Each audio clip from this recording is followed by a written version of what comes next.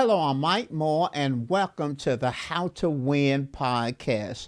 These podcasts are based off 2 Corinthians chapter 2, verse 14. It says, "Now thanks be unto God who always causes us to triumph." Listen, I'm so glad to have you with us. In our prior podcast, I introduced the new set. I introduced the new format of our podcast.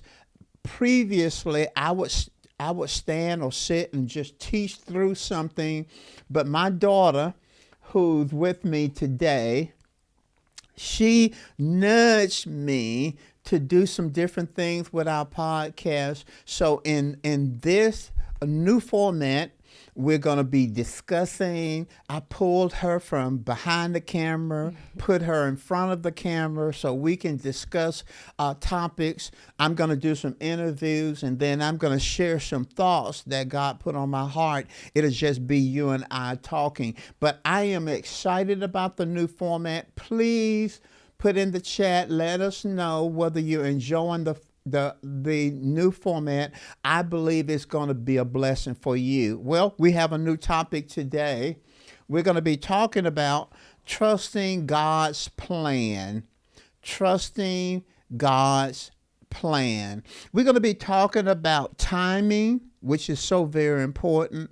We're going to be talking about patience and faithfulness to walk out the plan.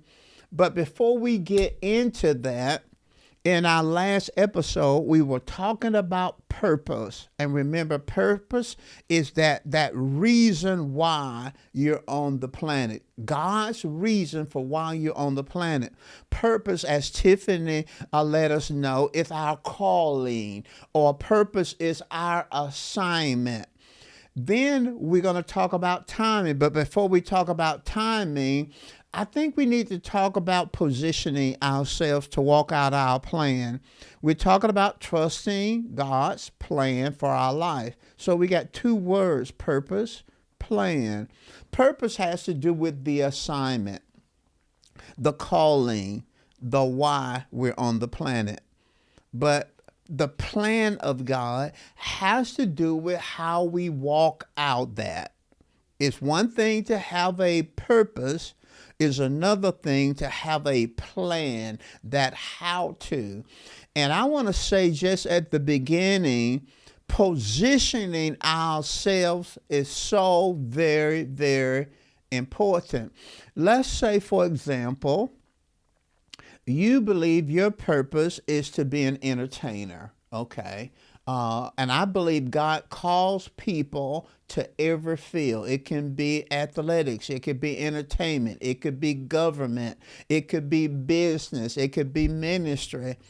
I believe that once you discern the purpose, that overall assignment, I believe that positioning is so very important. Let me give you some things that I'm talking about. Let's say you're called, or you feel called to be an entertainer.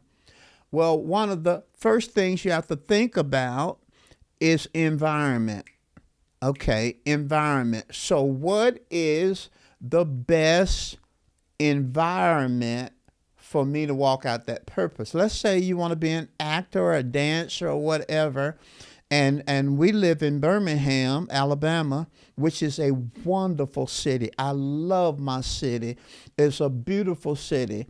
But it's not the environment if you want to fulfill your call to entertainment. Maybe New York would be a good environment. Maybe California would be a good environment. The same would be for anything. Athletics. If you feel that you gifted to be an athlete, what is the right environment? What is the environment that you need to be in? And then you need to be placed around other people who are walking out that. In other words, if you're going to New York, other dancers, you want to get around other dancers, because iron will sharpen iron. And then it's very important that you get exposure. Environment, You want to be, that has to do with the place, position. You want to be around other people who are walking out the same kind of thing that you want to walk out. Then exposure. You need to be exposed to someone who's good at it. Maybe a mentor, a dance coach, or somebody that's good in your field. And then you got to practice that thing. And then we get to time. We get to time. So we're going to talk about timing. Let's do it today. Have you ever struggled with timing? Yeah, I have. I think this, we've talked about some good things, but I think this is my current, not necessarily battle, but this would be my current one that I'm like navigating and walking out. Right. Now, and I think, because when you think about timing, again, I think about the word trust. Like, am I really trusting God? Okay. And so one of the definitions, I'm going to read it to you. One of the definitions of trust is the assured reliance on the character, the ability, the strength, or the truth of someone or something. Say that again for our audience. I want to hear that again myself. Okay, so trust is defined as the assured reliance on the character, ability, strength, or truth of someone or something. So you're relying on the character, ability, strength, or truth of someone or something. Wow, that's good. Yeah, that's good. So I think for me, it's not that I doubt the character, but I think I may doubt the ability or even his strength. Okay. Right. That's good. That's being transparent. Yeah. That's being transparent. And so it's like, I know he's powerful. I know he can do it. And I know by the evidence of things that happened in my life, but I sometimes struggle with trusting what he has told me or promised me because I haven't seen it. Okay. Yeah. Well, you know, timing, we're talking about the importance of timing. Timing has to do with the when question. Yeah. Okay. And in a previous episode, we also talked about how purpose has stages and seasons. Well, the when question, when should I do it? Tiffany talked about trusting. You know, I think everybody deals with that, Tiffany. Yeah. I have a lot of experience, more experience than you have. God has brought me through a lot of things. Yeah. But I think understanding the timing has been a challenge for me. Yeah. I mean, you know, understand the timing. And you can get into, I know I'm supposed to do this, I'm supposed to do that. But sometimes what you feel called to do and what you feel is your assignment in life can seem so much bigger than you think you can do it. Yeah. And for me, it's not even, it's purpose, because we talked about purpose. So it's I have words on that too, but it's also timing and relationship. Because if you would ask me in my 20s, would I be almost 40? I'm 39 and still single. I never would have thought. Wow, you're so old. Wow. Listen, she's 39. Wow. But you get what I'm saying? So, and then it's also the societal pressure as well. Like, I don't feel like I have pressure by anybody else, but in the back of your mind, you do have that timing aspect of, you do have a clock per se in some areas of life, especially as women. So I think it's the trusting God. Again, for me, it's that trusting God that as I'm getting older, also understanding that if I have that desire, it's from Him, right? But it's not really, you haven't seen the fulfillment in it yet, you know? So that's been kind of the thing that I feel like has been one of the things. I know that you've shared some personal experiences, and you've even said in the past that God has given you words that you haven't even, because you say you haven't really walked out all of God has called you to do, right? Right. So for you, what were some of the things that you struggle with God's timing, and how are you navigating the timing even in this season? Well, you know, I think if people, most Christians, believers, ministers, leaders, if they will be honest, I think most of us are dreamers, and we got this big dream, and so we're often struggling with how long, Yeah. how long, how long. Well, for me, really, is some of it is mind renewal. Some of it is trust, the way you put it, your challenge. For me, the key for me is understanding. I have enough experience to know that God is good and God is faithful. Is understanding God. My Yeah. journey was to learn God and how He does things. For example, God is not in time. Yeah. We're creatures of time. God, we have a past, present, and a future. Okay? So for us, we're waiting. That's not true for God. God is not waiting because God lives in eternity, one big now. And so God created time. He's not frustrated about time. Yeah. He's not worried about time. He doesn't feel like time is running out. We feel that. Right. Okay, we feel that because we have a past, present, and a future. Well, imagine God creating time, past, present, future. He's outside of it. Imagine God can see time. He can see the past, present, and the future all at the same time. Right. So a big part of purpose in His plan is, you brought out the trust. He knows how old we are. Yeah. He knows how much time it's going to take for us to do it. So some of it is understanding God. It's understanding that God is not in a hurry. Yeah. Okay. God see the whole thing. Yeah. God has planned the whole thing out. That'll relax us a little bit. Yeah. That'll relax us a little bit. But also understanding two other things. Okay. Understanding that God talks different. Yeah. So in the reference of God talking different, right? So you've had words with suddenly, right? When you think of the word suddenly, Yeah. and then it happens, right? And I know not every experience is a suddenly experience. So how do you know? Because He's outside of time, but if you suddenly is a word to me that sounds like it's gonna happen now. Yeah, but I don't get suddenly words. Okay. I mean, we preach suddenly. Yeah. Right. But I don't get I wish I did. Yeah. But I don't get suddenly words. I got you. I don't get suddenly words. See, and you said this, something you said, it stayed with it stayed with me.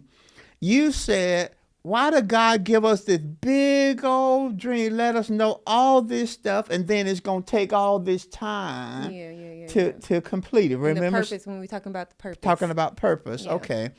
God talks funny. I want you to get that. God talks funny. He talks the end at the beginning. He called things that be not as though they were. Right. I think it's Isaiah 46:10. But it says He talks about the end from the beginning. So He gotta talk about this and all this stuff. Yeah. And He sometimes will show you the end from the beginning, but He doesn't expect you to do it. But see, most people, talking timing, they think because God shows them this, bam, there it is. God I believe it, bam, there it is. It doesn't work like that. What do you think that originate from, though? Do you think that is from some teaching, or is it just this unexpected expectation that... It's culture. Yeah. It's teaching, it's culture. And we often we have a miracle bent in the church. Miracle bent. Yeah, we do. And some of that miracle bent is culture. We want everything everything now. Right. We got microwave ovens. We got drive-through lanes. We Yeah. got 24-hour delivery. Yeah. We got Yeah, kiosks. drop your groceries off at your door. Yeah, we got kiosks. We can call the grocery store and they bring it to us. We don't even have to go to the grocery stores. Right.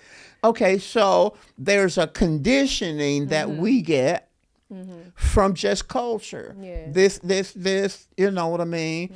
But really, if we think, we talk in purpose and plan and trusting God's plans, if you really look at the scripture, the Bible, it wasn't all suddenlies. Yeah, it was. Okay, it wasn't suddenlies. Yeah. Okay, Moses, and some of it, we can delay it, but Moses, he 40 years old, get ahead of God, end up 40 years on the wilderness. God calls him. He 80 years old. We got Elijah. He probably following with Elijah for 20 years. We got David. He was called and anointed as a teenager. He wasn't on the throne till years later. Yeah. We got Jesus at the age of 12. He said, I must be about my father. You remember they called little boy in the temple? See, that the parents came home and found a little boy in the temple. And he said, did you not know that I must be? He talking to his mom about my father's business. Yeah. Well, he knew it at 12. He knew something special about him at 12. Yeah. When did he start his ministry? 30. Yeah. 30.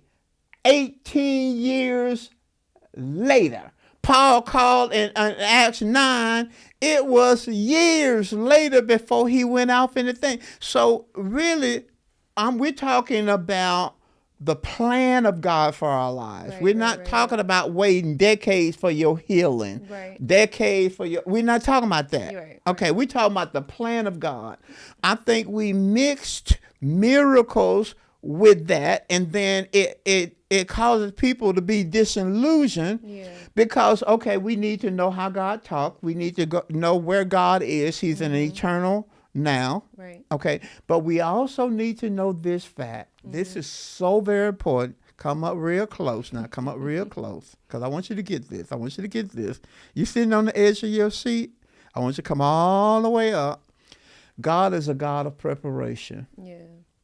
And you can see that evident with Jesus, because, you know, to say that he had this big thing to save the world, not a big thing, but he had the big thing to save the world. But yeah, he was born in a manger. Like he was born as a baby, you know, like even just thinking about that aspect of how much time it took for him to even, you know, feel the calling of it. Yeah. Beautiful. So why didn't God just zap him down here as a full adult? You would have thought he would have did it. You would have thought that. He'd have come in on a horse, right? Right. Right? Yeah. And so 18 years, we don't know nothing about him. Yeah. We don't know nothing about him. Yeah. And then at 30, he comes on the scene, and bam, he's doing it. So it took you how long before your ministry blew off? Years. Come on, ask the question. Ask the question. How many? Because when you said that, a lot of times people think that they are overnight successes, right? And it took you how long before your ministry kind of just listen? We were past the decade before we started growing. Yeah. Okay, we could have been anywhere between 12 and 15 years before we even started growing. Wow. Now, some of that, I'll be honest with you, because I want to discourage some of our ministers. Some of that was my ignorance. Okay. I didn't go to Bible school. Mm-hmm. I didn't have experience. Mm-hmm. I wasn't under a mentor. You know, my father in the faith, Dr. Price, was in California. I'm in Birmingham, so I didn't have anybody pour into me like that. I did from him, from watching TV and listening to his sermons and stuff like that. So some of it had to do with my deficiencies. Yeah. But for the most part, and go back to your question, you say you struggle with that timing thing, and as you get older, I think one of the things that's so important, Tiffany, is what should I be doing now? Yeah. Okay, if I've taken the time, I sense this purpose on my life. I sense this call on my life. Yeah. Well, the now has to do with preparation, everything, and see the some things we're not ready for it. Yeah. We want it, but we're not Cause ready. you, cause you handle where cause you just finished your ministry, 42 years. Uh-huh. Could you handle where you were at the end in the beginning? Can I what Could now? you have handled where you were at after 42 years at the end? Could you have handled that in the beginning? No, no. Listen, okay. Let's reiterate the question. Okay. You asked me the success and the growth and Right. everything that we enjoyed, Right. you know, in the mature years. Could Right. I have handled that In the beginning. in the beginning? Why, absolutely not. Because I was worried when we didn't have anybody coming. Think about it. Listen, think about it. Right. I was worried. I worried so much that my stomach would hurt me every day. By 12 o'clock, then it stopped hurting. It was stress. I was worried. I was worried about people not coming. I was worried about, I didn't know what I was doing. I was worried about this. Pete, my wife and I were struggling a little bit in our marriage because we Yeah. were young. We were trying to learn how to live together. I worried about everything. Yeah. Listen, it would have been a disfavor for God to put thousands of people Yeah. under me, because with those people and their growth come problems. Yeah.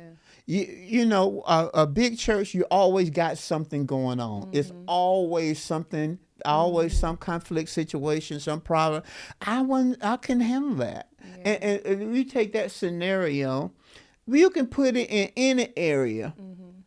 Are you ready for what you want? Yeah. Are you ready for what you're dreaming?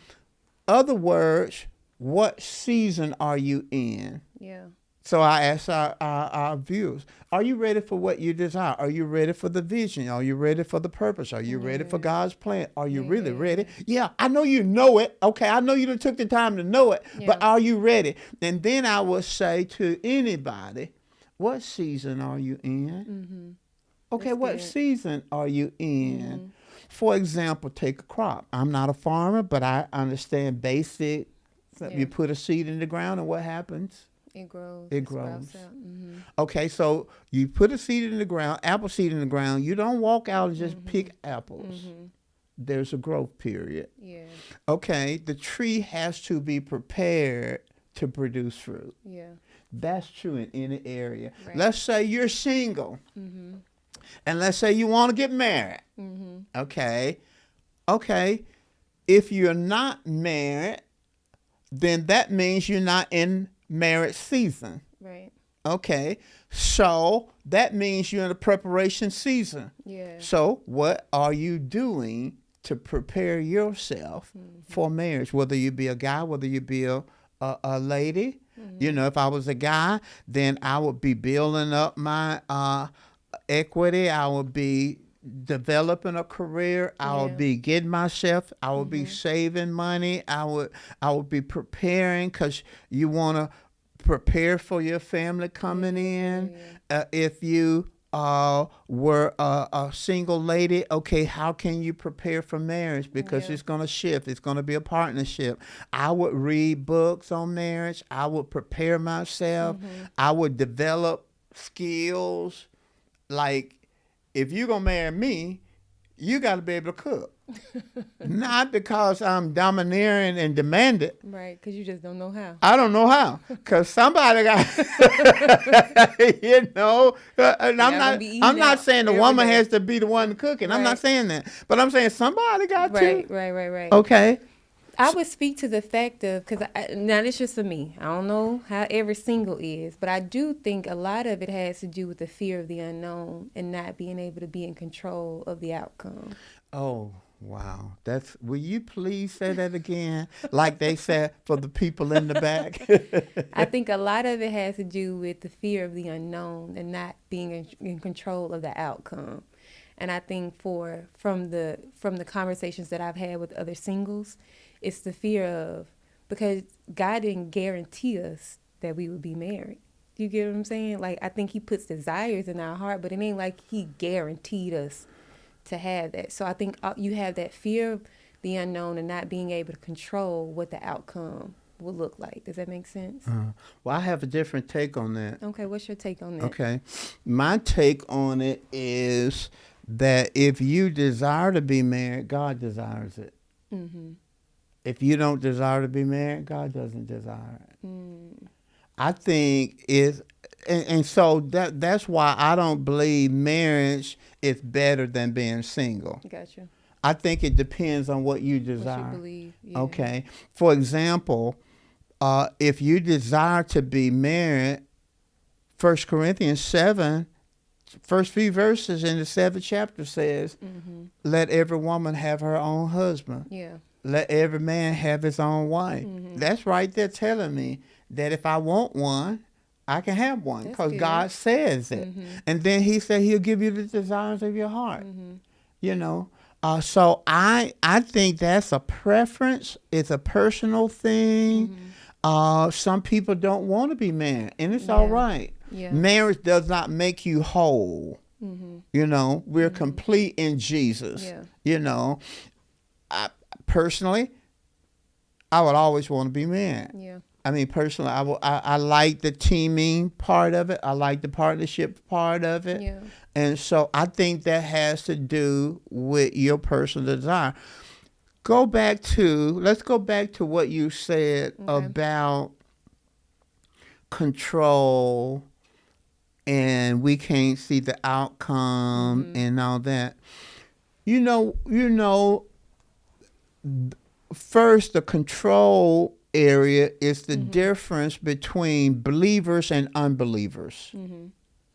When you establish a relationship with Christ, you get born again, Yeah. you're giving God the right to direct your life. Right. Okay. Mm-hmm. So from that point on, you're always submitting. You can desire things, but you're submitting those things to him Yeah. because he's your director now. We call him Lord. Right. He's your director now. Okay.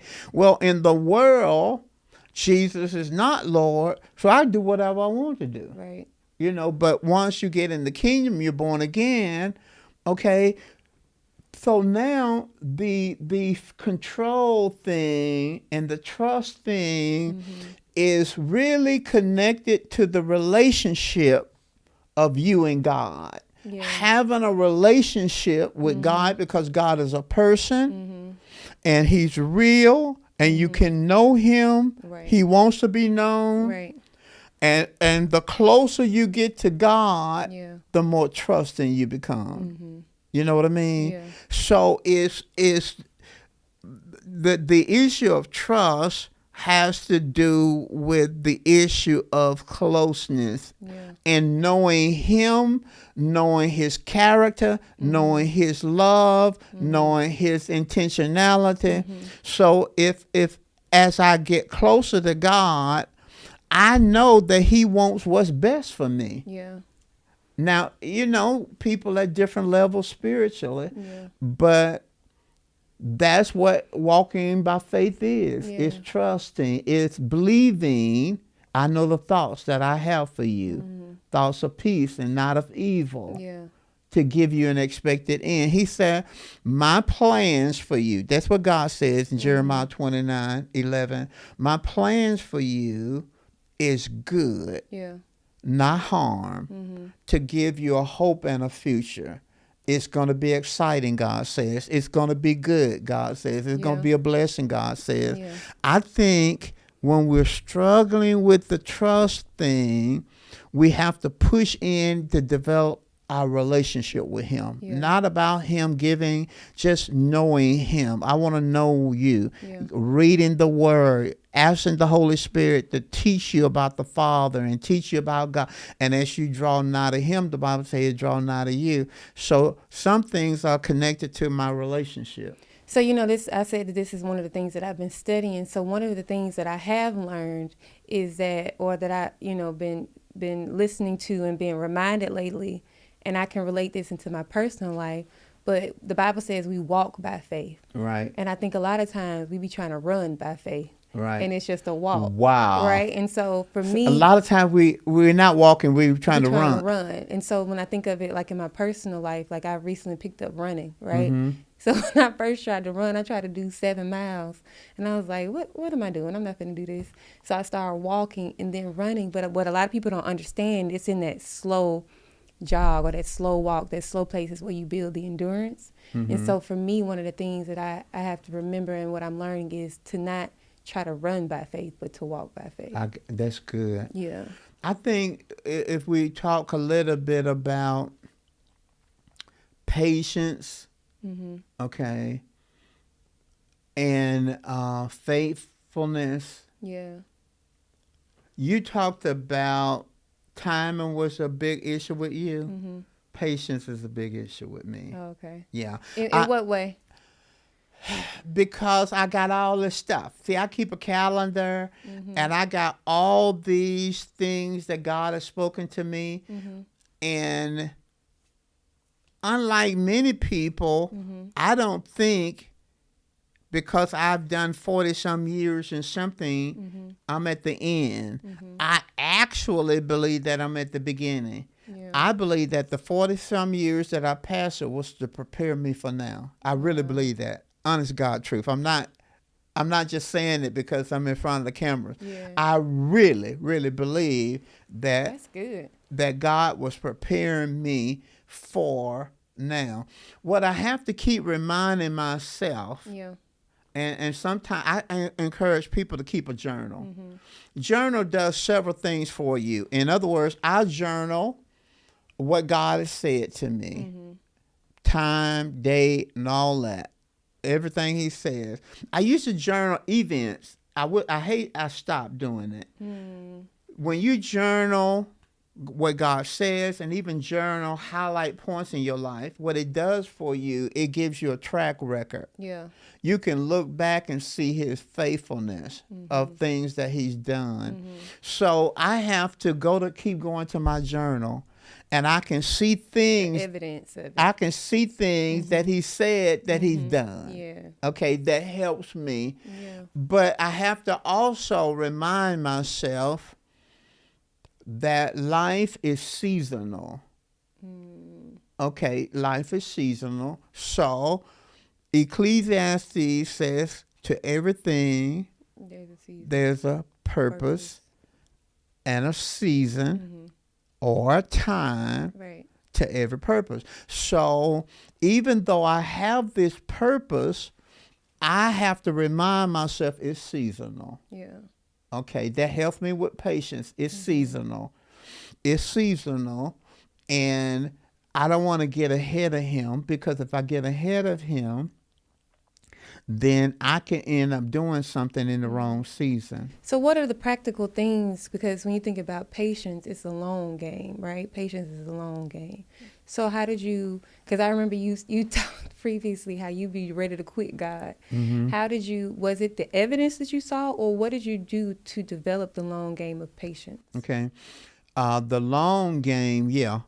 Most people think of patience as the long game. They think of patience as waiting. That's one side of patience. Gotcha. Okay. The other side of patience is consistency, Got it. constancy. You know, doing the same thing, doing the same thing, doing the same thing, doing the same That's thing. good. And so for me, I simplified it, because there were times when I get really impatient. When you get really impatient, you open the door to discouragement. And discouragement was my big battle. Okay, because I want it to happen now. I want it to happen now. I shift, then I go back. Okay. I shift, I go back. What season are we in now, Tiffany? It's summer, Okay. What will be the next season? fall, Okay. What will be the next season? the winter, And then what will be the next season? spring, And then back to? summer. Okay. Can you rush it? Nope. Let's say you like winter. Now Ru- climate climate control trying to rush it, but no. Yeah, We but can't. you like winter. Yeah. Let's say you like winter. You like the coats and the gloves and the boots, Yeah, and yeah, yeah, yeah. you like winter. That's your do. favorite season. Well, it's summer. Yeah. Okay, can you rush it? I mean, you can wear the clothes, you're just gonna look crazy. Okay, not only you gonna look crazy, you could die with those fur coats. You could die with the fur coats on. You go out there and it's 90, 95, 100 degrees, and you got on your fur coat and your boots and your scarf and your hats Yeah. and stuff. You will literally die Right. from a heat stroke. Yeah. You can't rush it. So you have to understand that, but you can enjoy it. Yeah. Oh, let's stop right there. Okay. You can enjoy summer Yeah. because summer brings benefits that Yeah. winter doesn't bring. Yeah. That's You're not good. going to the beach in the summer, in the In the winter. winter. Yeah. That's true.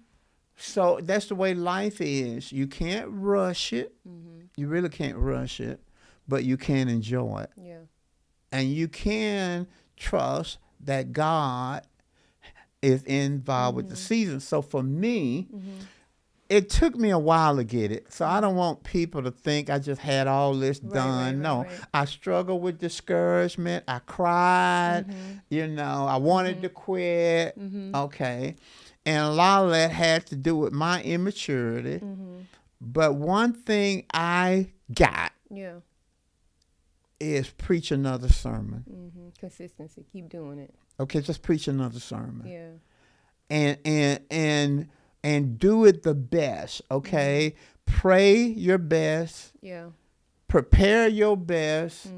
Give it your best. So if it's 5 people, if it's 10 people, if it's 20 people, if nobody show up, it's going to be the same message. Yeah. It's going to be the same message. It's not going to be one message for the 1,000 and another message for the 10. It's going to be the same message. Yeah. So if you learn consistency, that's what patience is. It's not just waiting. It's being consistent on the journey. Yeah. You're going to be consistent on the journey, and eventually you'll end up where you need to go.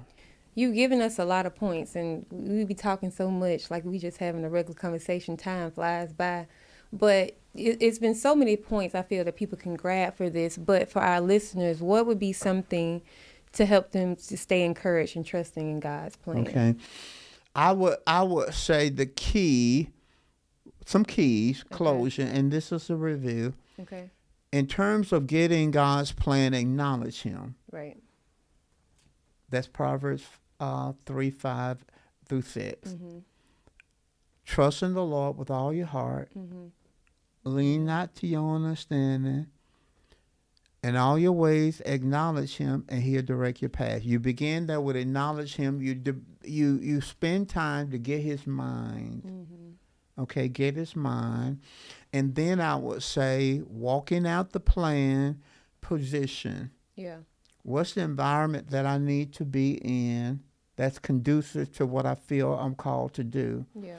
If you're an athlete, a high schooler, you're going to college, you're a great athlete, what college can develop me best? Yeah. What college can get me to the NFL? That's where I'm going. Right. Okay? So environment, be around people who are doing what you want to do. Yeah. Exposure, that's a mentor. That's somebody that been where you're going. Somebody can speak into your life. Right. And then you got to practice and then understand that it's time. Right. Now, I'm going to share this. I'll share this with you. I didn't mention this, but I think I got enough time to talk about this. To discern God's timing, Yeah. that is now, a rhema word, that's a word when God speaks to you now. Right. He speaks to you now. Okay? You got that rhema word, that specific word from God to move out, to move out, to move out, to move out. And then peace. Yeah. You got peace on the inside of you. Yeah. You got the peace of God. And then opportunity. Whenever God tells you and He wants you to move, He gonna create the opportunity. Yeah, that's good. And then productivity. You have to always measure it by productivity. If it's now, and you're not in the prep season, but it's now, you're gonna be productive. Yeah. It may not be a mother load at first, but you're gonna see some results. You're gonna see some fruit. You're Yeah. gonna see some fruit. Yeah, I think that's good. I enjoyed you, Tiffany. I enjoyed this conversation. I enjoyed you. Did you all enjoy it? Please let us know you're enjoying our discussion. I got my beautiful daughter here. She's so smart. I am actually in this zone because of her. She just kept pushing me and pushing me. Is there somebody pushing you to do something? God sometimes speak to other people. So let us know. Let us know. Contact us. Let us know whether you're enjoying this platform. Here again, we're going to have discussions. We got some other things we're going to talk about. Yeah. And then I'm going to put in some interviews. And then I'm going to do some one-on-one stuff with you. I think it's going to be good. You know, we've been hearing your teaching for so long. But here, I felt like the reason why I was trying to push you is because I felt like you've given practical things, but just for people to just have a conversation with you, just to hear your heart when it comes to certain topics. So wow, that's what you were thinking. Yeah, that's what I was thinking. And I'm enjoying it, Tiffany. Well, good. And I pray that you're enjoying it too. Listen, I trust that you are being blessed by these episodes. This is How to Win. I'm Mike Moore. This is my daughter, Tiffany. She's the director over this podcast. And we have discussed purpose. We discussed trusting God's plan for your life. We've discussed timing. And we're going to discuss something else in our next episode. Listen, I pray that you have a great rest of the week. And I look forward to seeing you next time. Bye. Are you ready to break free from the chains of anxiety, stress, and depression? Mike Moore, author and founding pastor of Faith Chapel and host of the How to Win podcast, is here with his new book, Help, My Mind is Under Attack. Learn how to overcome attacks on your mind and live an emotionally healthy life. Grab your copy now. Available as ebook on Amazon and paperback on MikeMoore.com. Embark on your journey to complete mental health and emotional peace.